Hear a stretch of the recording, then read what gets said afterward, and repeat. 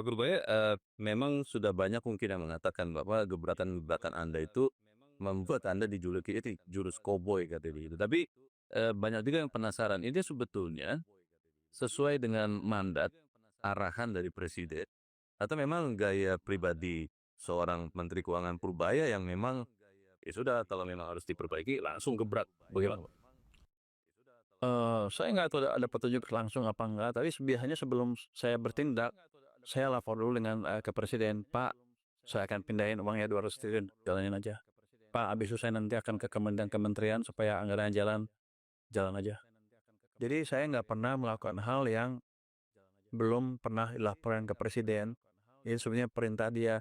Dan saya tahu kan gaya dia seperti apa. Dia kan agresif dan cukup assertif ya kalau ngelakuin ini. Saya perhalus sedikit. Saya udah halus nih, udah halus banget. Iya, iya. Jadi saya tahu kan dulu pernah baca buku dulu waktu kuliah tingkat pertama di Amerika dulu, eh, macroeconomic microeconomic of self-fulfilling prophecy kan. Ya teorinya dia bilang gini, kalau orang berpandangan ekonomi akan maju, maka akan maju betul. Kenapa? Karena bisnismen tahu demandnya akan naik, dia invest. Masyarakat yang punya duit nggak ragu belanja. Kenapa? Karena bisa dapat gaji lagi bulan depan. Jadi nggak ada precautionary motive. Iya. Itu habis itu begitu itu pengaruhi sebaliknya kalau sentimen jelek kayak sebelum-sebelumnya, ya akan turun terus ke bawah karena semua takut. Bisnismen nggak berani ekspansi, orang juga nggak berani belanja, takut keadaan memburuk. Mereka harus punya tabungan, jadi kayak gitu. Jadi saya balik itu saya ciptakan tadi optimisme, kasih stimulusnya apa, terus kita monitor ke depan. Untuk menciptakan optimisme, ketika orang lagi takut seperti itu, saya mesti bergaya beda. Tapi itu bukan gaya yang beda-beda banget. Dari dulu juga saya kayak begitu ya, ngomong ya udah saya lepas aja, nggak saya tahan lagi. Jadi saya akan begini, begini, begini. Gayanya emang harus seperti itu karena untuk menciptakan optimisme, kalau kita nggak cukup bold, nggak cukup berani, gimana bisa optimisme tumbuh? Waktu hari pertama mereka marah-marah, biar aja. Itu juga kecelakaan yang menguntungkan karena begitu saya ke DPR, orang kan melihat si Menteri Keuangan ini akan dihancurkan oleh DPR. Ternyata gue pintar sedikit ya. Kita bisa balik dari situ kan, mereka bisa ngelihat masyarakat kita cukup fair. Kalau saya nggak bisa jawab pertanyaan DPR, selesai saya. Minggu depannya saya pasti dipecat. Dan nggak apa-apa dipecat. Memang nggak berguna. Tapi ketika di DPR saya nunjukin saya mampu, saya jelaskan ini arahnya begini, ke depannya seperti apa, ini seperti apa, dan masuk di kepala masyarakat. Masyarakat jadi berbalik. Yang tadinya benci-benci, yang mau ngelihat saya hancur, jadi senang. Wow, ini bagus nih. Dan gitu kan. Jadi berbalik. Jadi berbalik itu yang membuat saya lebih gampang mengimplementasikan yang 200 triliun. Habis itu kan tuh sentimennya, Masyarakat. stimulusnya Hmm. saya hajar dari 200 triliun. Mhm, mhm. Habis itu saya monitor ke bank-bank supaya saya pastikan ini betul-betul dibelanjain, jangan dia main-main. Jadi kayaknya belagu-belagu kesana kesini gaya koboi, inspeksi bank dan sana nggak jelas. Tujuannya memastikan stimulus ini jalan. Habis itu kita monitor terus Iya. seperti apa. Dan kemarin kita lihat, loh kok uangnya masih kurang kayaknya nih. Tambah lagi, Diinjek lagi. injek lagi. Kalau di film-film western itu kan cowboy itu pasti ada lawannya ya, Kok Purbaya. Dan kalau memang benar yang orang-orang katakan gaya Anda ini adalah gaya cowboy, ya mungkin juga akan ada lawannya. Mungkin sudah terlihat, mungkin belum. Bahkan ada anggota DPR yang bilang, sudahlah lurus di jalurnya saja, kata begitu Menteri Keuangan. Pandangan Anda seperti apa? Bukan begitu. Karena untuk menjalankan ekonomi, nggak boleh satu segmen aja yang hidup. Harus semuanya hidup. Seperti itu. Jadi saya udah minta izin ke presiden kan, Pak boleh nggak saya ke kementerian-kementerian ini untuk memastikan mereka belanja dengan baik.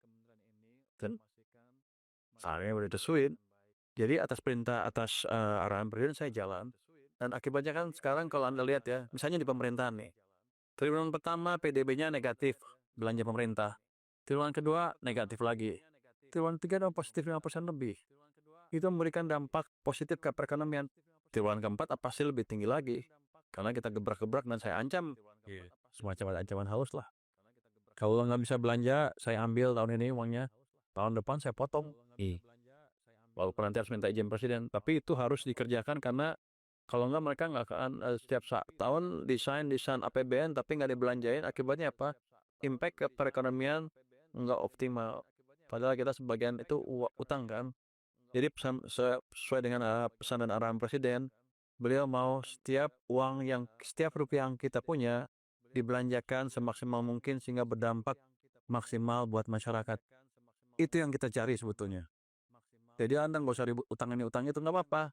Utang juga nggak apa-apa kalau pembelanjaannya bagus sehingga ekonominya lari dan income saya lebih tinggi dari utang yang saya keluarkan. Maunya saya itu. Jadi pertanyaan terakhir saya, Pak Menteri. Menteri Keuangan kan sebagai pemimpin di Komite Stabilitas Sistem Keuangan KSSK, sekian lama kita melihat bagaimana gerak fiskal moneter, ditambah OJK juga Pak, ditambah LPS juga, itu bergerak seiring dengan kondisi terakhir. Seperti apa Pak Kurbaya melihat KSSK ini akan bisa mendorong pertumbuhan, tapi tetap pertumbuhan yang aman dan berkualitas, jangan kepanasan begitu Pak? Bagaimana? Maksud Anda aman gimana? Aman itu ya dia tidak berlebihan begitu Pak, kalau soal defisit atau yang lain. Berapa levelnya yang Anda mau?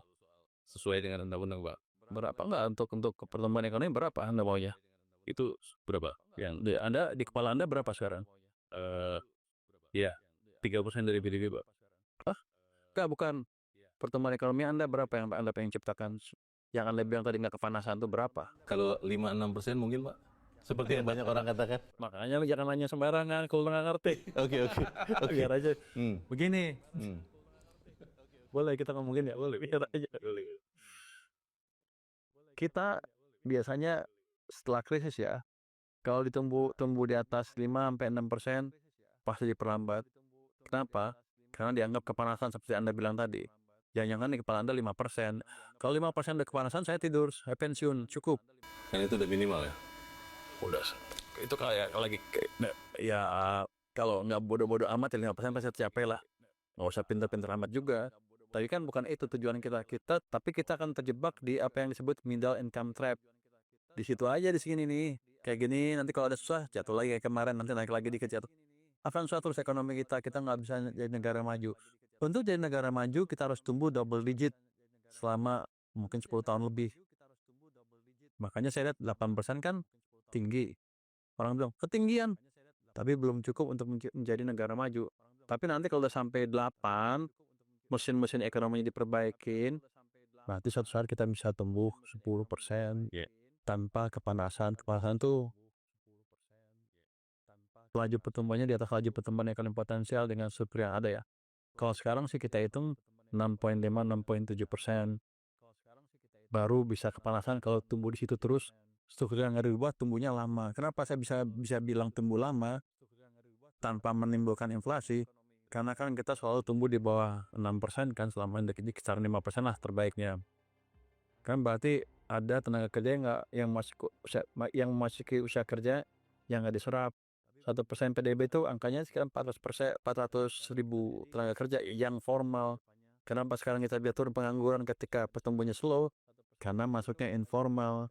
Kita nggak mau seperti itu. Saya maunya mereka masuk ke lapangan kerja yang bagus, yang formal, yang masa depannya terjamin. Baik. Jadi KSSK sekarang semakin kompak, semakin dekat, dan regulasinya juga semakin baik sehingga hal itu bisa diwujudkan. Dan sekarang kita dengan Bank Sentral juga sudah lebih dekat.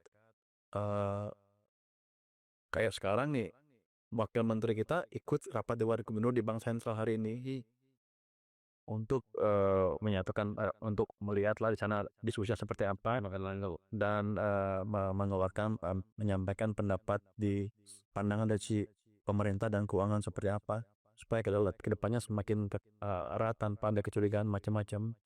Jadi KSSK akan semakin baik dan ruang untuk ekonomi tumbuh lebih cepat akan kita buka selebar mungkin. Ini pertanyaan terakhir banget Pak. Apa misi Anda secara pribadi dan sebagai menteri Pak keuangan? Karena ada juga yang mulai mengatakan ini jangan-jangan bagian dari langkah strategis yang ada ujung-ujungnya target politis, katanya begitu, Pak. Pak itu Anda atau bagaimana, Pak Purbaya? Nah, saya nggak pernah mikirin politik, saya nggak ngerti politik. Politik itu mahal, saya nggak punya duit juga, nggak punya pengalaman juga, nggak punya keahlian. Jadi saya akan fokus di keahlian saya. Kan saya dokternya ekonomi, bukan dokter politik. Saya nggak akan ngerti politik di luar ini saya sama sekali. Jadi kita akan fokus di ekonomi, memastikan kita bisa tumbuh maksimal sesuai dengan apa yang kita miliki. Saya ingin orang kan kalau di luar negeri, senang hidup di Amerika, bagus Amerika, gini-gini. Ayo kita pindah ke Amerika. Saya nggak suka pernyataan itu. Kalau sebagai ekonom, saya balik ke sini, ayo kita buat Indonesia kayak Amerika. Sama makmurnya, sama majunya. Oke. Itu target kita. Itu target kita dan semoga itu yang akan tercapai. Terima kasih Pak Menteri. Terima kasih ya Pak. Dan semoga berhasil dalam menjalankan tugasnya. Sekali lagi terima kasih. Terima kasih. Dan menurut saya demikianlah perbincangan saya bersama dengan Menteri Keuangan Purbaya Yudhistira Dewat. Terima kasih untuk kebersamaan Anda. Selamat malam. Sampai jumpa.